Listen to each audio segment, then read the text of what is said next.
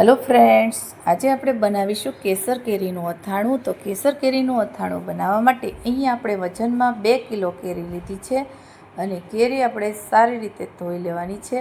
અને અહીંયા અથાણું આપણે એવું બનાવીશું કે આખું વરસ તમારું અથાણું છે તે બગડશે નહીં અને 100% અથાણું તમારું સારું રહેશે। તો આ મારી ટ્રીક સાથે બનાવીશું અથાણું। તો અહીંયા આપણે પરફેક્ટ માપ સાથે અથાણા બનાવવાના છીએ। અહીંયા મેથીના રાઈના બધા કુરિયાનો હું તમને માપ કહીશ અને પરફેક્ટ માપ સાથે અથાણું બનાવીશું। તો કેરી આપણે સારી રીતે ધોઈ લેવાની છે। અહીંયા 2 કિલો કેરી લીધી છે અને કેરીને ધોઈ અને એકદમ કોરી કરી લેવાની છે નેપકિનની મદદથી, આ રીતે કોઈ કોટનના કપડાથી। તો તમારું અથાણું છે તે આખું વરસ બગડશે નહીં અને કેરી થોડીક આપણે કડક લેવાની છે એટલે અથાણું છે તે આખું વરસ સારું એવું રહે છે। અહીંયા આપણે કેરી છે તેને આ રીતે કટિંગ કરી લેવાની છે। તો અહીંયા કેરીમાં જાળી બેસી ગઈ છે એટલે આપણે બહાર ટુકડા કરવા આપવા પડશે। આપણે ચપ્પુની મદદથી પણ ટુકડા થતા નથી। તો અહીંયા આપણા બધા ટુકડા રેડી થઈ ગયા છે। તો તમે જોઈ શકો છો તેની અંદરની કોટલીનો ભાગ છે તેને આપણે કાઢી લઈશું। અહીંયા અથાણું બનાવતી વખતે થોડી બાબતોનું ધ્યાન રાખશો એટલે તમારું અથાણું 100% એકદમ પરફેક્ટ અને સારું એવું બનશે અને બગડશે નહીં અને ભૂખ પણ વળશે નહીં। એટલું અહીંયા આપણે ટેસ્ટી અથાણું બનાવીશું। અહીંયા ગોટલીનો ભાગ છે તે 200 ગ્રામ જેટલો આપણો નીકળી ગયેલો છે એટલે અહીંયા કેરી છે તે 150 ગ્રામ જેવી રહી છે, 1.5 કિલો જેવી।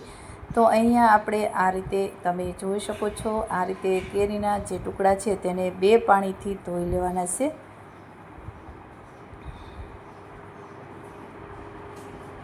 અહીંયા આપણે એક નવી ટ્રીકથી અથાણું બનાવીશું અને આ અથાણું છે તે આખું વરસ સુધી બગડતું નથી। કઈ રીતે સ્ટોર કરવું એ પણ હું તમને કહીશ। અહીંયા તમે જોઈ શકો છો, અહીંયા 2 પાણીથી આપણે ધોઈ લીધા છે એટલે જે રસકણો હોય ગોટલીના તે દૂર થઈ જશે। હવે એમાં આપણે મીઠું અને હળદર એડ કરીશું। તો મીઠું કેટલું એડ કરવું એ પણ હું તમને કહીશ। અહીંયા મેં અડધી વાટકી મીઠું લીધું છે અને જોઈએ તો 5 ચમચી જેટલું આપણે મીઠું લીધું છે અને 2 ચમચી જેટલી આપણે હળદર એડ કરીશું।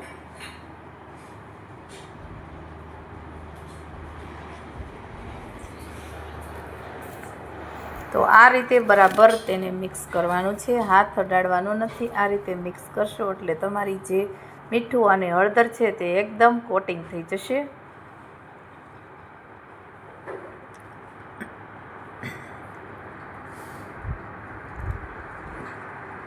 આ રીતે બરાબર તેને મિક્સ કરી અને 7 થી 8 કલાક સુધી તેને પલળવા દેવાની છે। અહીંયા મેં આખી રાત પલળવા દીધી છે। તો આ રીતની સહેજ અમથી પીળી જેવું થઈ જાય એટલે તમારે મીઠું અને હળદર તમારી આ કેરીમાં ચડી ગયા છે।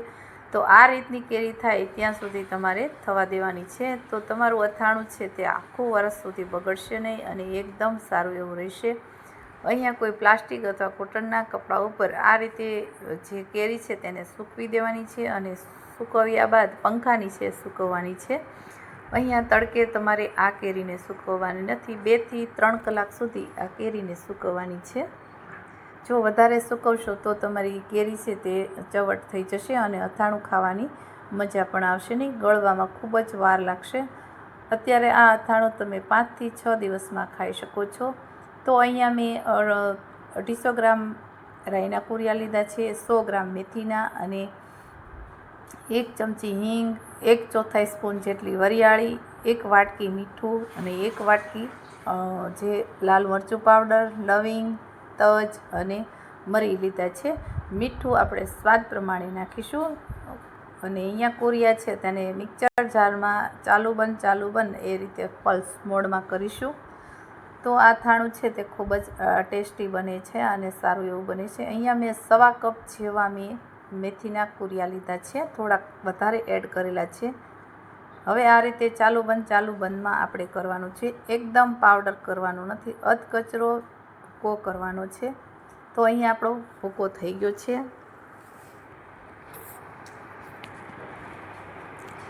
તો અહીંયા તમે જોઈ શકો છો આ રીતનો આપણે પાવડર થઈ ગયો છે, અધકચરો।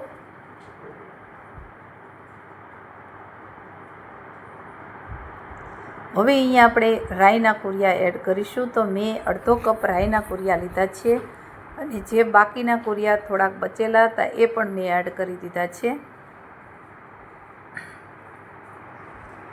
વજનમાં જોઈએ તો 250 ગ્રામ મેથીના કુરિયા લીધેલા છે અને 2 ચમચી આપણે હળદર એડ કરીશું. જો હળદર આપણે જોઈએ તો વધારે એડ કરીશું. અહીંયા મીઠું 5 ચમચી જેવું જોઈએ તો મેં એડ કરેલું છે અને આમ અડધી વાટકી મીઠું આપણે એડ કરીશું. અથાણામાં થોડુંક મીઠું હંમેશા થોડુંક ચડિયાતું હોય તો અથાણા ખૂબ જ ટેસ્ટ સારો એવો આવે છે અને ખાવાની પણ ખૂબ જ રોટલી સાથે એમનામ પણ તમે ખાઈ શકો છો. તો અહીંયા મીઠું થોડુંક આપણે વધારે એડ કરીશું. હવે અહીંયા જે ખડા મસાલા છે તેને પણ આપણે ઉપરથી આ રીતે એડ કરી દઈશું અને થોડાક બચેલા છે તેને આપણે તેલ ગરમ થાય તેમાં એડ કરવાના છે.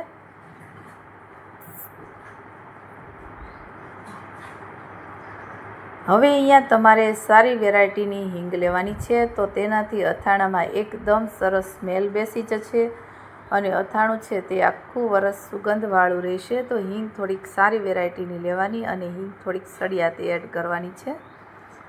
તો અહીંયા તેલ છે ધુમાડા નીકળે તેટલું થવા દેવાનું છે. તો આપણું તેલ ગરમ થઈ ગયું છે અને આ જે મસાલા એડ કર્યા છે લવિંગ, તજ અને મરી એ પણ ઉપર આવી ગયા છે.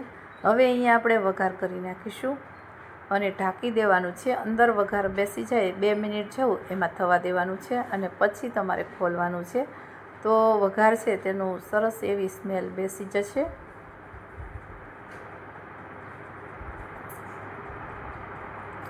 હવે અહીંયા આપણે લાલ મરચું પાવડર એડ કરીશું. તો અહીંયા મેં 1 વાટકી લીધું છે. અહીંયા પરફેક્ટ માપ સાથે આપણે મસાલા કરેલા છે. તો અહીંયા 1.5 કિલો કેરી હોય એની સામે બધા મસાલા મેં પરફેક્ટ એડ કર્યા છે. આંખ બંધ કરી અને તમારે મસાલા છે તે એને એડ કરી દેવા. હવે જે લાલ મરચું બચેલું છે તેને પણ હું એડ કરી દઈશ. હજી મને લાગે છે કે થોડુંક લાલ મરચું પાવડર એડ કરવાની જરૂર છે.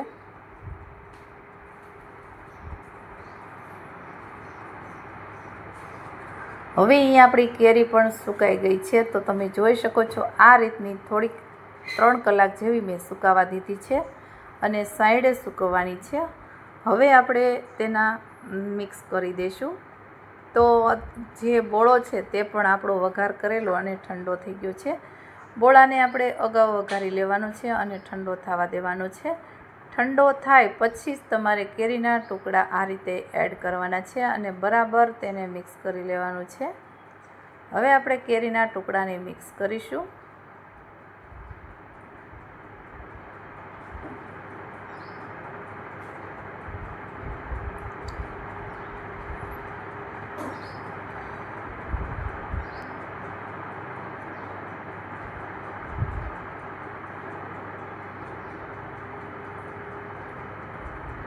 હવે અહીંયા મેં વાસણ મોટું લઈ લીધું છે અને કેરીને આ રીતે બરાબર બધું મિક્સ થઈ ગયું છે અને અહીંયા અથાણું આપણું બની ગયું છે. અહીંયા તમારી પાસે આવી કોઈ કાચની બરણી હોય તેને ધોઈ અને 1 દિવસ તડકે સૂકવવાની છે. પછી તમારે એમાં અથાણું એડ કરવાનું છે. તો આખું વરસ તમારું અથાણું છે તે બગડશે નહીં અને સારું એવું રહેશે. તો આપણે બરણીમાં આ રીતે એડ કરી દઈશું અને જ્યારે અથાણું નાખતા હોય ત્યારે નીચે દબાવતા જવાનું છે. જો જગ્યા હશે તો પણ તમારું અથાણું બગડી જશે. એટલે અહીંયા ટ્રીક અને ટીપ સાથે અથાણા તમે બનાવશો તો અથાણું છે તે આખું વરસ સુધી એવું ને એવું રહે છે અને બગડતું નથી. અહીંયા મારી ગેરંટી હું આપું છું. હું પોતે અથાણા બનાવું છું. તો અહીંયા આપણે તેલ થોડુંક બચેલું છે તેને આપણે એડ કરી દઈશું અને 2 દિવસ થાય પછી તમારે તેલ છે તે ગરમ કરી અને એડ કરી દેવું. એનાથી ફૂગ વળશે નહીં અને અથાણું તાજું અને સારું એવું રહેશે. હવે અહીંયા આજુબાજુમાં કોઈ આવી રીતે મસાલો છોટેલો છે તેને ટીશ્યુ પેપરથી આ રીતે તમારે સાફ કરી લેવું અથવા તો કોઈ પેપર અથવા કપડાથી સાફ કરી અને પછી ઢાંકણ છે તેને બંધ કરવાનું. હવે અહીંયા ઢાંકણ બંધ કર્યા પછી આપણે કોઈ કોટનનું કપડું લઈ અને એની ઉપર આપણે પેક કરી દેવાનું છે. જ્યારે અથાણું આપણે કાઢતા હોઈએ ત્યારે અથાણું કાઢી અને પછી આ રીતે સાફ કરી અને બંધ કરવાનું છે.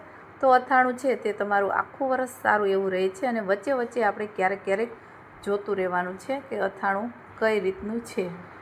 તો અહીંયા આ રીતે નેપકિન અથવા કોટનનું કપડું બાંધી અને રાખવાનું છે. તો અમારી આ ટ્રીક સારી લાગી તો વિડીયોને લાઇક કરજો, શેર કરજો, સબસ્ક્રાઈબ કરજો. Thank you.